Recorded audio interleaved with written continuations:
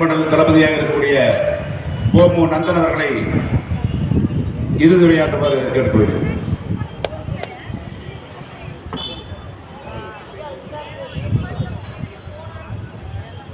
அண்ணன் அவர்களுக்கு திருப்பூர் வடக்கு ஒன்றியத்தின் சார்பில் ஒன்றிய துணை செயலாளர் வர்ஷாப் குமார் அவர்கள் பொன்னாடை போற்றி கௌரவிப்பார்.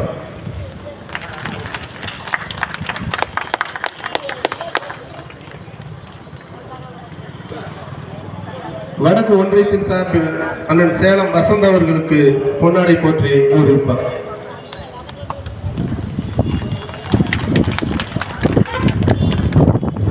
தலைவரின் வழிகாட்டுதலுடன் சங்கிகளின் உறக்கத்தை உறங்கவிடாமல் இந்த தீர்மான விளக்கு உரையை அவர்களின் காதில் ஒலிக்குமாறு இங்கே உரையாற்ற வந்திருக்கும் தருமபுரி அண்ணன் போமு நந்தன் அவர்களுக்கு திருப்பூர் ஒருங்கிணைந்த மாவட்டத்தின் சார்பில் வடக்கு மாவட்ட செயலாளர் மரியாதைக்குரிய பலா சண்முகம் அவர்கள் பொன்னாடை போற்றி கௌரவிப்பார்.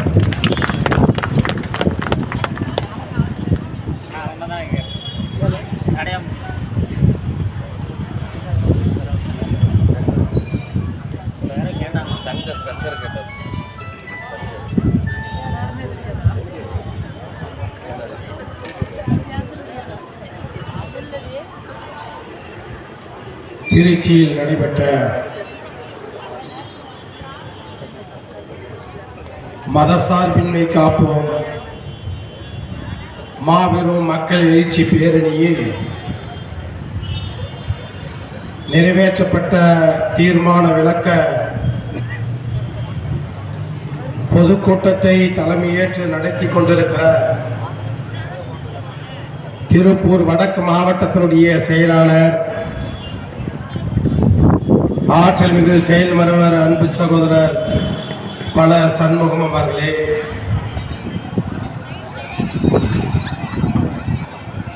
இந்த நிகழ்ச்சியை முன்னின்று ஒருங்கிணைத்துக் கொண்டிருக்கிற மாநகர் மாவட்டத்தினுடைய செயலாளர் அன்பு தம்பி APR மூர்த்தி அவர்களே, கிழக்கு மாவட்டத்தினுடைய செயலாளர் அருமை சகோதரர் ஓவியர் மின்னல் அவர்களே, தெற்கு மாவட்டத்தினுடைய செயலாளர் அருமை தம்பி சதீஷ்குமார் அவர்களே, இங்கே திரண்டிருக்கிற நம்ம எல்லாம் வரவேற்று வரவேற்புரை ஆற்றி சிறப்பித்துக் கொண்டிருக்கிற பல்லட சட்டமன்ற தொகுதியினுடைய செயலாளர் அருமையண்ணன் ஓ ரங்கசாமி அவர்களே, இந்த நிகழ்ச்சியிலே கலந்து கொண்டு மதசார்பின்மை குறித்து தங்களுடைய கருத்துக்களை பதிவு செய்திருக்கிற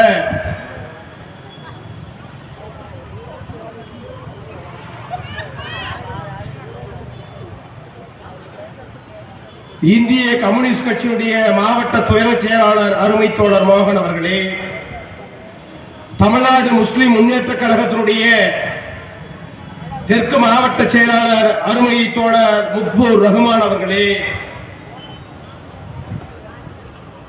மறுமலர்ச்சி திராவிட முன்னேற்ற கழகத்தினுடைய புறநகர் வடக்கு மாவட்டத்தினுடைய செயலாளர் அருமையண்ணன் மணி அவர்களே, காங்கிரஸ் பேரியக்கத்தின் சார்பிலே கலந்து கொண்டு தங்களுடைய கருத்துக்களை பதிவு செய்திருக்கிற நகரமன்றத்தினுடைய உறுப்பினரும் நகரமன்றத்தினுடைய தலைவருமான அருமை சகோதரர் ஈஸ்வரமூர்த்தி அவர்களே, இந்த நிகழ்ச்சியிலே கலந்து கொண்டு சிறப்பித்துக் கொண்டிருக்கிற கிறிஸ்துவ சமூக நீதி பேரவையினுடைய மாநில துணை செயலாளர் கேப்டன் டேவிட் பால் அவர்களே, மகளிர் விடுதலை இயக்கத்தினுடைய மாநில துணை செயலாளர் அருமை சகோதரி தில்லைக்கரசி அவர்களே, இந்த நிகழ்ச்சியிலே கலந்து கொண்டு சிறப்பித்துக் கொண்டிருக்கிற மண்டலத்தினுடைய துணை செயலாளர் ரவிசங்கர் அவர்களே, ஜல்லிப்பட்டி முருகன் அவர்களே, துப்புரவு மேம்பாட்டு மையத்தினுடைய மாநில துணை செயலாளர் விடுதலை மணி அவர்களே, வணிகரணியைச் சேர்ந்த RK தொண்டைமான் அவர்களே, நாடாளுமன்ற தொகுதி செயலாளர் பொள்ளாச்சி அப்பன்குமார் அவர்களே, மகளிர் விடுதலை இயக்கத்தினுடைய மாவட்ட செயலாளர் அருமை சகோதரி பட்டுரோஜா அவர்களே, கவுன்சிலியா சண்முகம் அவர்களே, பரமேஸ்வரர்களே, ஜெய்பீம் சுசீலா அவர்களே, மாவட்ட நிர்வாகி அருமை சகோதரி ராஜ்லதா அவர்களே, அஞ்சலி அவர்களே, செல்வ மலர் அவர்களே, இறுதியாக நன்றியுரையாற்ற இருக்கிற திருப்பூர் வடக்கு ஒன்றியத்தினுடைய நிர்வாகி அருமை சகோதரர் பழக்கடை குமார் அவர்களே, மகளிர் விடுதலை இயக்கத்தினுடைய சேர்ந்த சகோதரி லீலா அவர்களே, இந்த நிகழ்ச்சியிலே மகத்தான மக்கள் தலைவர் எழுச்சி தமிழுடைய ஆணைக்கிடங்க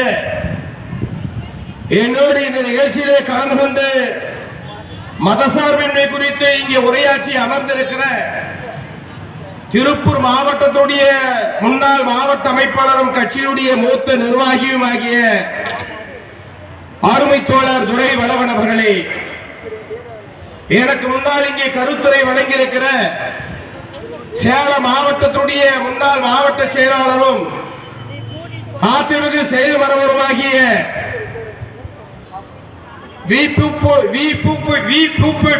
என்கிற சமூக ஊடகத்தினுடைய நிறுவனமாகிய விடுதலை சிறுத்தை கட்சியுடைய மேலிட பொறுப்பாளர் அருமை தம்பி சேலம் வசந்த் அவர்களே, வணிகர்களே, வியாபார பெருங்குடி மக்களே, ஜனநாயக சக்திகளே, காவல்துறை நண்பர்களே, பத்திரிகையாளர்களே,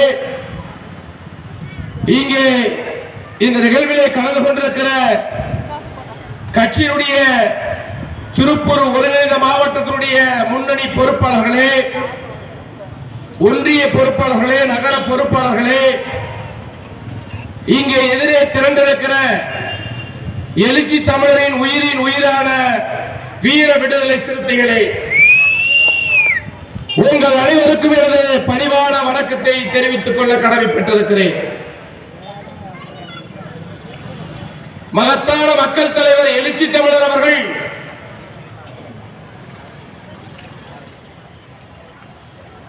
இந்த தேசத்திற்கு ஒரு பேர் ஆபத்து ஏற்பட்டிருக்கிறது என்பதை உணர்ந்து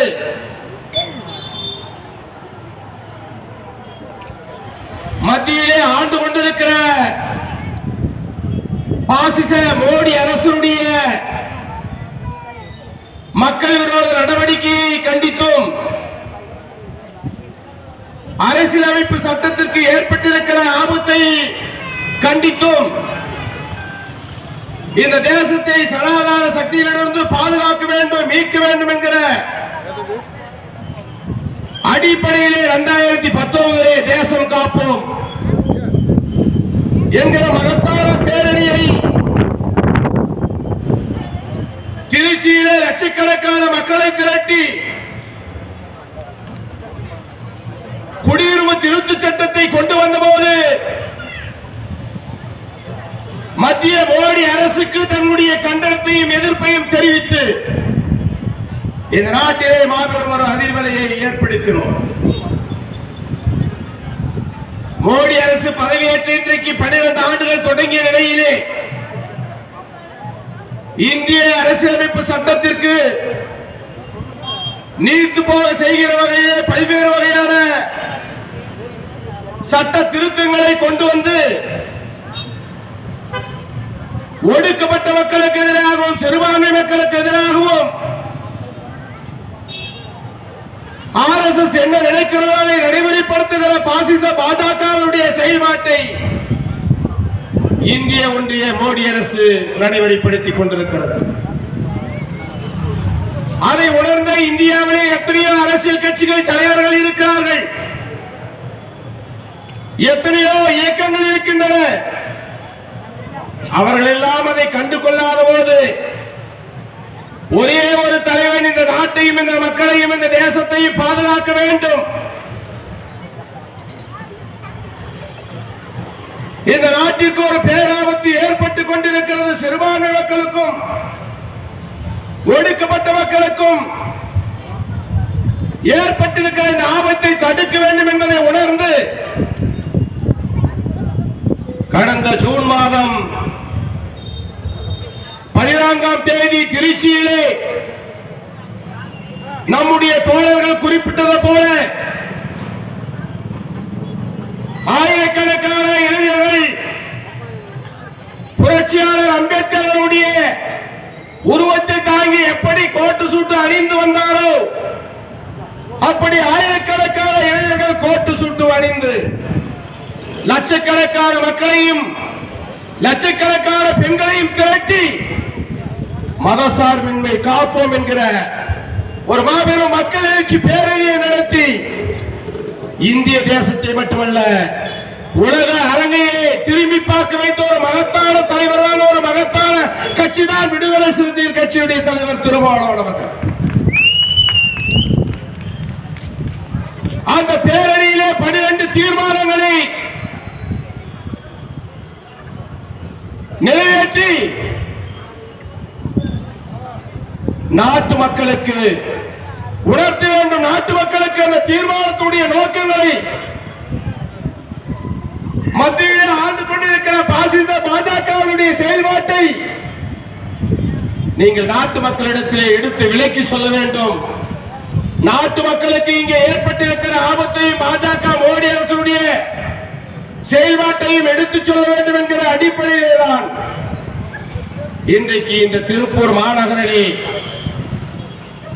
மகத்தான மக்கள் தலைவர்களுடைய ஆணைக்கிணங்க இன்றைக்கு மாபெரும் பொதுக்கூட்டம் நடந்து கொண்டிருக்கிறது. இந்த 12 தீர்மானங்களிலே முதல் தீர்மானம் இந்திய தேசத்தை மதசார்பற்ற நாடாகவே பாதுகாப்போம் என்கிற ஒரு தீர்மானம். இரண்டாவது தீர்மானம் வக்ஃப் போர்டு திருத்த சட்டத்தை திரும்ப பெற வேண்டும். உச்சநீதிமன்றம் விதித்திருக்கிற தடையை உச்சநீதிமன்றம் தொடர்ந்து நீடிக்க வேண்டும் என்ற கோரிக்கையை வலியுறுத்தி தீர்மானம் அந்த பேரணியிலே நிறைவேற்றப்பட்டிருக்கிறது. மூன்றாவது தீர்மானம் குடியுரிமை திருத்த சட்டத்தை திரும்ப பெற வேண்டும் என்கிற தீர்மானம். நான்காவது தீர்மானமாக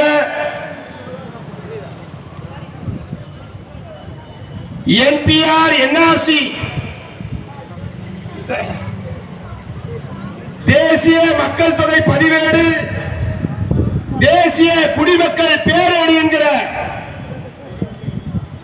இந்த திட்டத்தை கைவிட வேண்டும், முயற்சியை கைவிட வேண்டும் என்கிற தீர்மானம். அதற்கடுத்து மதத்தின் பெயரால் நடக்கிற வன்முறையை தடுக்க வேண்டும் என்கிற தீர்மானம். அதை அடுத்து கும்பல் படுகொலைகளை பயங்கரவாத குற்றமாக அறிவிக்க வேண்டும் என்கிற தீர்மானம். அதற்கடுத்து ஜம்மு காஷ்மீரை மாநிலமாக மீண்டும் அறிவிக்க வேண்டும் என்ற தீர்மானம். இப்படி 12 தீர்மானங்களை நம்முடைய தலைவர் அவர்கள் அறிவித்திருக்கிறார். இன்னும் இதனுடைய தொடர்ச்சியாக தீர்மானத்தினுடைய தொடர்ச்சியாக பல்வேறு வகையான தீர்மானங்கள் 12 தீர்மானங்களையும் இங்கே நம்முடைய தோழர்கள் எனக்கு முன்னால் வாசித்திருக்கிறார்கள். ஒரு சில தீர்மானங்களை மட்டும் உங்களிடத்திலே பகிர்ந்து கொண்டு விடைபெறலாம் என்று எண்ணுகிறேன். 12வது தீர்மானமாக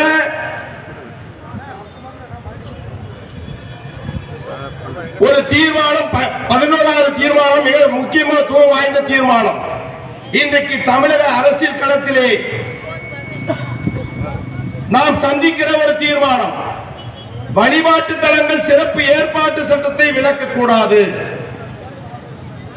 வழிபாட்டு தலங்கள் சிறப்பு ஏற்பாடு சட்டம் என்பது 1947 ஆகஸ்ட் 15 இந்த நாடு சுதந்திரம் அடையும் போது ஏற்படுத்தப்பட்ட ஒரு சிறப்பு சட்டம். அந்த சட்டம் என்ன சொல்லுகிறது என்று சொன்னால், சமூக நல்லிணக்கத்தையும் சமய நல்லிணக்கத்தையும் முன்பு எப்படி இருந்ததோ அப்படியே பாதுகாக்கப்பட வேண்டும். சமூக நல்லிணக்கத்தை பேணி காக்க வேண்டும் என்கிற அந்த சட்டம் மசூதிகள் மசூதிகளாகவே இருக்கப்பட வேண்டும், கோவில்கள் கோவில்களாகவே இருக்கப்பட வேண்டும், தேவாலயங்கள் தேவாலயங்களாகவே இருக்கப்பட வேண்டும் என்று அந்த சட்டம் சொல்லுகிறது. அந்த சட்டத்தை மாற்றுவதற்கான முயற்சியை பிஜேபி RSS முயற்சி செய்கிறார்கள். ராமஜென்ம பூமி என்கிற ராமர் கோயில் விவகாரத்தையும் ஞானவாபி மசூதியுடைய விவகாரத்தையும் இந்த நாடு சுதந்திரம் அடைவதற்கு முன்பே நீதிமன்றத்திலே வழக்குகளே இருப்பதனால் அந்த 2 வழக்குகளை தவிர மீதி எந்த கோவில்களையும் மசூதிகளையும் மாற்றக்கூடாது, அது இருக்கிறபடி இருக்க வேண்டும் என்று அந்த சிறப்பு வழிபாட்டு சட்டம் சொல்லுகிறது. இன்றைக்கு பாஜக RSS என்ன செய்து கொண்டிருக்கிறது? மசூதிகளை எல்லாம் இந்து கோவில்களாக மாற்றுகிற ஒரு முயற்சியை மேற்கொள்கிறார்கள். மசூதிகளை எல்லாம் இன்றைக்கு இந்து கடவுள் இருந்ததாக பரப்பி அதை கைப்பற்றி வன்முறை தூண்டுகிற முயற்சியை மேற்கொள்கிறார்கள். ஆகவே நீதிமன்றத்தை அவர்களுக்காக மாற்றுகிற ஒரு முயற்சியை இன்றைக்கு பாஜக செய்து கொண்டிருக்கிறது. இன்றைக்கு தமிழகத்திலே திருப்பரங்குன்றத்திலே என்ன செய்து கொண்டிருக்கிறார்கள்? திருப்பரங்குன்றம் முருகன் கோவிலிலே சிக்கந்தர் தர்கா இருக்கிறது. சிக்கந்தர் தர்கா அது சிக்கந்தர் தர்காவில் இருப்பதை இவர்கள் இன்றைக்கு அது முருகன் கோவில் என்று சொல்லி மடை மாற்றுகிற ஒரு வன்முறை அரசியலை தூண்டுகிறார்கள். ஆகவே அந்த பகுதியில் திருப்பரங்குன்றத்தில் இருக்கிற அனைத்து சமூக மக்களும் நாங்கள் ஒற்றுமையாக இருக்கிறோம், நீங்கள் இங்கே வன்முறை தூண்டாதீர்கள் என்று பாஜக முகத்திலே கரியை பூசினார்கள். அப்படி இன்றைக்கு தமிழக அரசியலிலே பாஜக அம்பலப்பட்டு நிற்கிறது, RSS அம்பலப்பட்டு நிற்கிறது. இன்றைக்கு அதை தொடர்ந்துதான் மதத்தின் பெயரால் வன்முறை தூண்டுகிற செயலை பாஜக தொடர்ந்து செய்து வருகிறது. இஸ்லாமிய மக்களுக்கு எதிரான ஒரு வெறுப்பு அரசியலை பரப்புகிறது, இஸ்லாமிய மக்களுக்கு எதிரான வதந்திகளை பரப்புகிறது, கும்பல் படுகொலைகளை செய்கிறது. அப்படிதான் இன்றைக்கு அந்த கும்பல் படுகொலைக்கு எதிராக சட்டம் இயற்ற வேண்டும் என்கிற தீர்மானத்தை நம்முடைய தலைவர் மகத்தான தலைவர் எழுச்சி தமிழர்கள் கொண்டு வந்திருக்கிறார். இந்த 12 தீர்மானம் ஒடுக்கப்பட்ட மக்களுக்கான தீர்மானமா, பட்டியலின மக்களுக்கான தீர்மானமா? இந்த தேசத்தை பாதுகாப்பதற்கான தீர்மானம், அரசியலமைப்பு சட்டத்தை பாதுகாப்பதற்கான தீர்மானம். எந்த அரசியல் கட்சி தலைவர்கள் இன்றைக்கு தேர்தலுக்காக ஓடிக்கொண்டிருக்கிறார்கள்? மக்களுக்காக போராடி கொண்டிருக்கிற, மக்களை பற்றி சிந்தித்துக் கொண்டிருக்கிற, நாட்டை பற்றி சிந்தித்துக் கொண்டிருக்கிற ஒரு இயக்கம் அது விடுதலை சிறுத்தைகள் இயக்கம். அப்படி சிந்தித்துக் கொண்டிருக்கிற தலைவர் எழுச்சி தமிழர் திருமாவளவன் மட்டும்தான். இஸ்லாமியர்கள் இன்றைக்கு கொத்து கொத்தாக படுகொலை செய்யப்படுகிறார்கள். வடமாநில என்ன நடக்கிறது? ஒருவர் மாட்டிறைச்சி வைத்திருந்தார் என்று அக்லக் என்பவரை அடித்து படுகொலை செய்திருக்கிறார்கள். இஸ்லாமியர்கள் வன்முறை தூண்டுகிறார்கள், இங்கே கலவரம் செய்கிற வதந்தியை பரப்பி அவர்கள் மீது வன்முறை தூண்டி படுகொலை செய்கிற போக்கு இன்றைக்கு நடக்கிறது. ஹரியானாவிலே மாட்டுத்தோலை உரித்தார்கள் என்பதற்காக வதந்தி பரப்பி 6 தலித்துகளை படுகொலை செய்தார்கள் பசுவின் பேரிலே. ஆகவே இப்படி இந்த கும்பல் படுகொலைகளை தடுக்க வேண்டும் என்பதற்காகத்தான் கும்பல் படுகொலை பயங்கரமான குற்றமாக அறிவிக்க வேண்டும் என்று நம்முடைய தலைவர் அவர்கள் இந்த கோரிக்கையை தீர்மானத்தை பேரணியிலே அறிவித்திருக்கிறார். ஆகவே இப்படி தமிழக அரசியல் மட்டுமல்ல, இந்திய அரசியலிலே எந்த ஒரு தலைவரும் சிந்திக்காத விஷயத்தை நம்முடைய தலைவர் அவர்கள் முன்னெடுத்திருக்கிறார். வக்போர்டு திருத்த சட்டத்தை இந்த மத்தியிலே வந்திருக்கிற பாஜக அரசு மாநில மக்களவையை நிறைவேற்றிய போது தமிழகம் முழுக்க எழுந்து கிளர்ச்சி செய்த ஒரு மாபெரும் இயக்கம், தமிழகம் முழுக்க போராட்டம் நடத்திய ஒரு இயக்கம். எந்த அரசியல் கட்சி நடத்தாத போது தமிழகத்தில் இஸ்லாமியர்களுடைய உரிமைகளை பாதுகாக்கப்பட வேண்டும் என்பதற்காக களமிறங்கி போராடிய ஒரு இயக்கம், போராடிய ஒரு தலைவர் எழுச்சி தமிழர் திருமாவளவன் மட்டும்தான். இஸ்லாமிய சொந்தங்கள் சிந்திக்க வேண்டும். சிறுபான்மை மக்களுடைய உரிமைகளை பாதுகாக்கிற ஒரு இயக்கமாக, பாதுகாக்கிற ஒரு கட்சியாக, பாதுகாக்கிற தலைவராக எழுச்சி தமிழர் திருமாவளவன் அவர்கள் மட்டும்தான் இருக்கிறார். இந்தியாவிலே இன்றைக்கு அப்படி ஒரு இயக்கம் இருக்கிறதா? இந்தியாவிலே அப்படி ஒரு தலைவர் உண்டா? இன்றைக்கு 2 நாட்களுக்கு முன்பு நம்முடைய தோழர்கள் இங்கே பேசினார்களே, பாராளுமன்றத்தில் சிந்தூர் படுகொலையை கண்டிக்கிற போது ராணுவத்தினுடைய நடவடிக்கை விமர்சனம் செய்து அம்பலப்படுத்தியவர்கள் நம்முடைய தலைவர் எழுச்சி தமிழர் மட்டும்தான். இந்தியாவுடைய பாதுகாப்பிலே மோடி அரசு பலமிழந்து நிற்கிறது. பாதுகாப்பிலே கோட்டை விட்டு விட்டது. ஆகவே இவர்கள் எப்போதுமே மக்களை பற்றி சிந்திப்பது கிடையாது. அவர்கள் ஆட்சி அதிகாரத்தை கைப்பற்றுவதற்காக மட்டுமே சிந்தித்துக் கொண்டிருக்கிறார்கள். ஆனால் இன்றைக்கு மதசார்பின்மைக்கு பேர் ஆபத்து ஏற்பட்டுக் கொண்டிருக்கிறது. சாதியின் பெயரால் மதத்தின் பெயரால் வன்முறை ஆங்காங்கே நிகழ்ந்து கொண்டிருக்கிறது. இன்றைக்கு மதசார்பு என்கிற இந்த கோட்பாட்டை இந்த தேசத்தை ஆண்ட காங்கிரஸ் பேரியக்கத்தை சேர்ந்த இந்திரா காந்தி அம்மையார் அவர்கள் 1976 எமர்ஜென்சி காலகட்டத்திலே மிசா என்கிற ஒரு சட்டத்தை நடைமுறைப்படுத்திய அந்த இக்கட்டான காலகட்டத்திலே சோசியலிஸ்ட் செக்குலரிசம் என்கிற இந்த இரண்டு சொற்களையும் சேர்த்து அரசியலமைப்பு சட்டத்தினுடைய முகப்புரையிலே உருவாக்கி கொடுத்தார். ஆகவே அந்த முகப்புரையிலே இருந்த அந்த செக்குலரிசம் என்கிற சொற்களை நீக்க வேண்டும் என்பதுதான் RSS உடைய பிரதான நோக்கம். RSS ஏன் அதை நீக்க வேண்டும் என்று சொல்கிறார் என்று சொன்னால், இந்தியாவை ஒரு மதசார்பற்ற நாடாக இருக்கக்கூடாது, இந்தியா ஒரு மதம் சார்ந்த நாடாக மாற்ற வேண்டும். இன்றைக்கு உலகத்திலே இருக்கிற நாடுகள், ஆசிய நாடுகள் எல்லாம் பௌத்த நாடுகளாக இருக்கின்றன, ஐரோப்பா நாடுகள் எல்லாம் கிறிஸ்தவ நாடுகளாக இருக்கின்றன, வளைகுடா நாடுகள் எல்லாம் இன்றைக்கு இஸ்லாமிய நாடுகளாக இருக்கின்றன. ஆனால் பக்கத்திலே இருக்கிற நேபாளும் இந்து நாடாக இருக்கிறது. இந்தியாவையும் இந்து நாடாக மாற்ற வேண்டும், இந்து ராஷ்டிரமாக அமைக்க வேண்டும் என்பதுதான் அவர்களுடைய இலக்காக இருக்கிறது. அந்த இலக்கை நிறைவேற்றுவதற்கு தடையாக இருப்பது புரட்சியாளர் அம்பேத்கர் அவர்களால் வகுத்து தந்த இந்த அரசியலமைப்பு சட்டம்.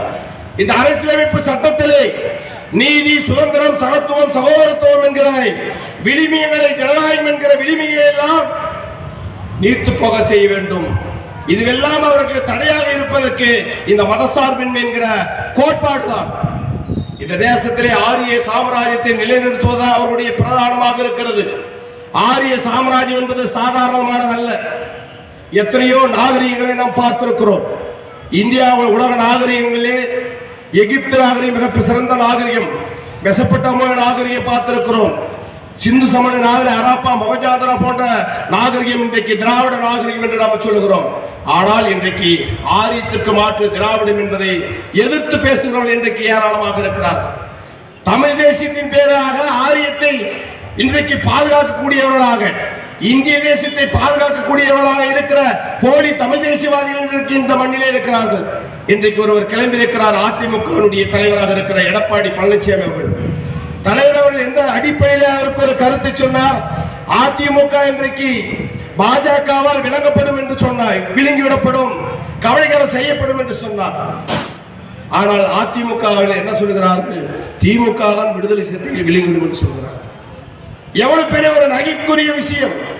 இன்றைக்கு அதிமுக செல்வி ஜெயலலிதாவுக்கு பிறகு ஓபிஎஸ் ஒரு தலைமை, இபிஎஸ் ஒரு தலைமை, தினகரன் ஒரு தலைமை, சசிகலா ஒரு தலைமை, இன்றைக்கு செங்கோட்டையன் ஒரு தலைமை, வேலுமணி ஒரு தலைமை. ஆனால் இவர்களுக்குள்ளே இருக்கிற பிரச்சனை பல்வேறு வகையான RSS பாஜக உள்ளே புகுந்து அதிமுகவை சிதைத்துக் கொண்டிருக்கிறது. இன்றைக்கு எடப்பாடி பழனிசாமி அவர்கள் அவருடைய சொத்துக்களையும் அவருடைய அதிகாரத்தையும் பாதுகாத்துக் கொள்வதற்காக இன்றைக்கு பாஜகவிலே கூட்டு சேர்ந்திருக்கிறார். பாஜகவிற்கு அதிமுகவினர் இன்றைக்கு கூட்டு சேர்ந்திருப்பது திராவிட அரசியலுக்கும் தமிழ்நாட்டுக்கும் நல்லதல்ல. தமிழ்நாட்டு மக்கள் ஒன்றை சிந்தித்துக் கொள்ள வேண்டும். அதிமுக என்கிற பாஜகவோடு கூட்டு வைத்திருப்பது என்பது அது பழனிசாமிக்கு பயனிழக்கலாம், தமிழ்நாட்டிற்கும் தமிழ்நாட்டு மக்களுக்கும் சமூக நீதிக்கும் திராவிட அரசியலுக்கும் ஆபத்தானது. அதிமுக பழனிசாமி அவர்களே, உங்களை பார்த்து ஒரு கேள்வி கேட்க விரும்புகிறேன். இந்த மேடையில் இருந்து நீங்கள் பாஜகவோடு கூட்டு சேர்ந்து விட்டீர்கள். நீங்கள் அதிமுக என்கிற அண்ணா திராவிட முன்னேற்ற கழகம் என்கிற இந்த திராவிட கொள்கையை நாங்கள் இனிமேல் பேச மாட்டோம் என்று உங்களால் துணிவாக சொல்ல முடியுமா?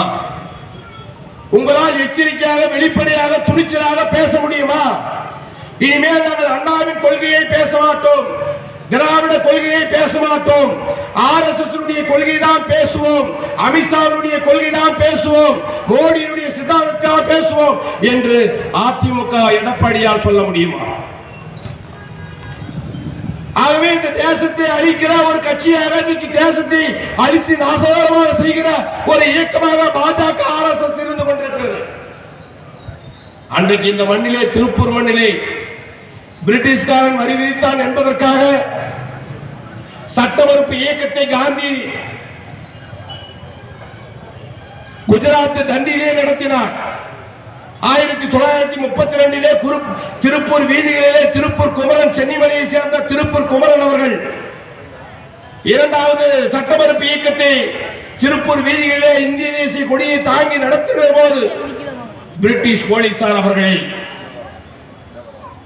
தாக்கி மயங்கி விழுந்து தன்னுடைய உயிரை இந்த தேசத்திற்காக தியாகம் செய்தார். அப்படி இன்றைக்கு RSS யாராவது சங்கிகள் தியாகம் செய்தது உண்டா? கோல்வார்க்கர் வாரிசுகள் தியாகம் செய்தது உண்டா? சாவர்கருடைய வாரிசுகள் தியாகம் செய்தது உண்டா? இந்திய சுதந்திர போராட்டத்திற்காக போராடியது உண்டா? சிறைக்கு சென்றது உண்டா? எதுவுமே கிடையாது.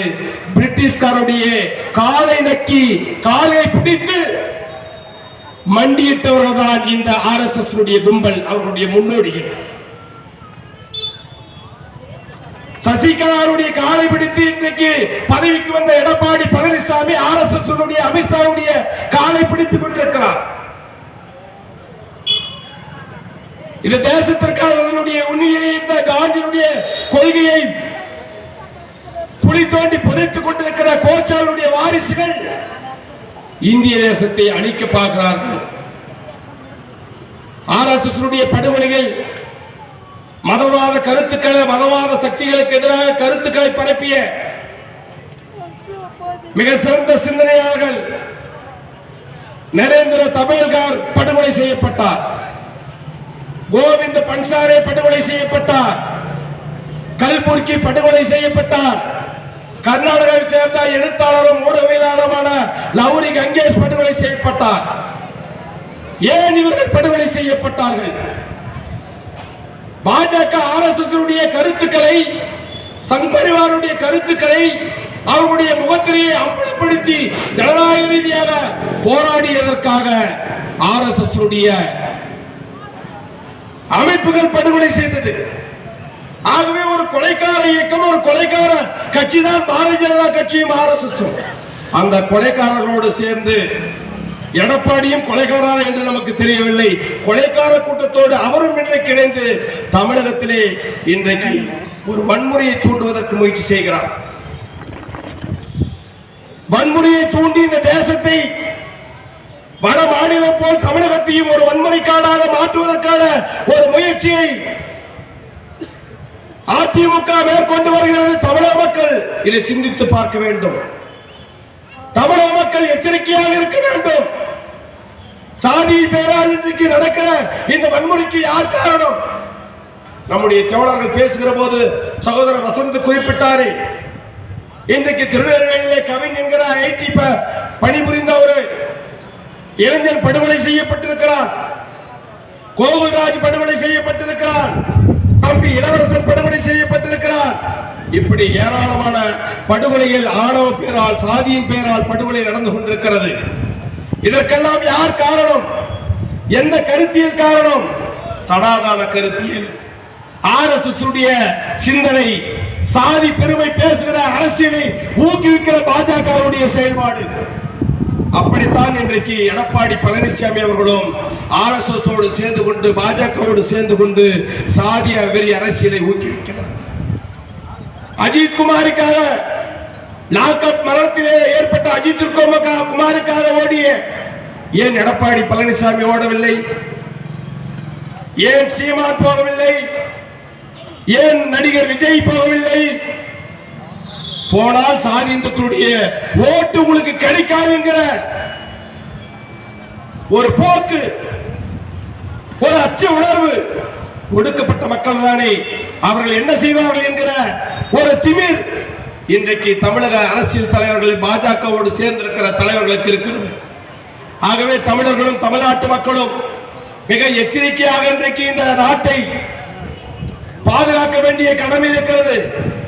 யாரிடமிருந்து பாதுகாக்க வேண்டும் என்று சொன்னால் இன்றைக்கு மத்தியிலே ஆண்டு கொண்டிருக்கிற பாஜகவிடமிருந்தும் இன்றைக்கு தமிழகத்திலே பாஜகவிற்கு சிவப்பு கம்பளம் விரித்து வரவேற்கிற எடப்பாடி பழனிசாமியிடமிருந்தும் இந்த தேசத்தை பாதுகாக்க வேண்டும். இன்றைக்கு இந்த மதசார்பின்மைக்கு ஒரு பேர் ஆபத்தை உருவாகி கொண்டிருக்கிறது. எடப்பாடி பழனிசாமி அதற்கு தமிழகத்திலே சிவப்பு கம்பளம் விரித்துக் கொண்டிருக்கிறார். வேளாண் சட்டம் வந்தபோது மத்திய அரசு கொண்டு வந்தபோது அதை ஆதரித்தவர் தான் எடப்பாடி பழனிசாமி. ஆனால் அவர் இன்றைக்கு என்ன சொல்கிறார்? நான் ஒரு விவசாயியுடைய மகன் என்று சொல்லுகிறார். ஆனால் வேளாண் திருத்த சட்டத்தை ஆதரித்தது யார்? தமிழகத்திலே ஆதரித்தது யார்? எடப்பாடி பழனிசாமி. அன்புமணி ராமதாஸ். குடியுரிமை திருத்த சட்டத்தை ஆதரித்தது யார்? அதிமுக நாடாளுமன்ற உறுப்பினர்களும் அதிமுக எடப்பாடி அரசு. ஆகவே தமிழர்களுக்கும் தமிழ்நாட்டு மக்களுக்கும் சிறுபான்மை மக்களுக்கும் எதிராக செயல்படுகிற ஒரு இயக்கம், செயல்படுகிற ஒரு கட்சி பாஜக. அந்த பாஜகவோடு கூட்டு சேர்ந்திருக்கிற கட்சி தான் அதிமுக. ஆகவே அதிமுக என்பது இன்றைக்கு பாஜகவால் கபலீகரம் செய்யப்பட்டு சிதறடிக்கப்பட்டிருக்கிறது. எடப்பாடி அவர்களை நீங்கள் சிந்தித்து பார்க்க வேண்டும். நீங்கள் ஊர் ஊராய் போகலாம், ஊர் ஊராய் பேசலாம், ஆனால் நீங்கள் முதல்வராக முடியாது. நீங்கள் ஒருபோதும் முதல்வராக முடியாது. பாஜகவிலே இருக்கிற செங்கோட்டையினோ வேலுமணியோ தான் முதல்வராக முடியும். அப்படிப்பட்ட சதி வேலைகளை இன்றைக்கு பாஜக செய்து கொண்டிருப்பது என்பதை நீங்கள் நன்கு அறிவீர்கள். அறிந்தும் நீங்கள் இந்த தவறை செய்து கொண்டிருக்கிறீர்கள். பாஜகவோடு சேர்ந்து கொண்டு இன்றைக்கு ஒரு செய்தி சொல்லுகிறார்கள். பாஜகவிற்கு தமிழக